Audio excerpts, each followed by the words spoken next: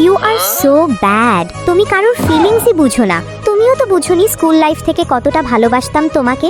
কি দেখছো এমন হাঁ করে? কেন বুঝতে পারোনি বলো বলো। না বললে বুঝবো কিভাবে? সবকিছু কেন বলতে হবে? এখান থেকে বুঝতে হয়। তুমি তো মিলিকে পছন্দ করতে, আমি দেখেছি। এই আমাকে ডাকছিলে? হ্যাঁ, কি বলবে বলো? আমাকে টিম ওয়ার্ক করতে হবে রোহানদের সাথে। ও, সময় হয়ে গেছে, আমি আসছি, পরে তোমার কথা শুনবো। জেনি, বাসায় চলো।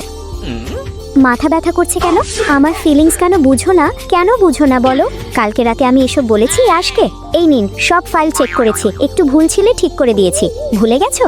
কি ভুলে গেছি? কালকে কি বলেছিলে? সরুন, এটা একটা মিস্টেক ছিল শুধু, আর কিছুই না। আসছে এখন।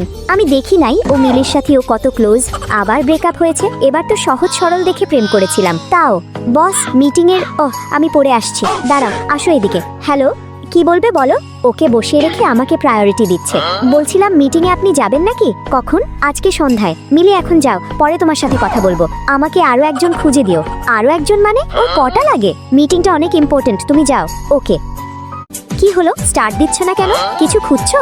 না মানে এটা কি? ঠিক করে নিচ্ছি এক্ষুনি। সিট বেল্ট কেন পাচ্ছি না? ঠিক আছে, এখন চলো।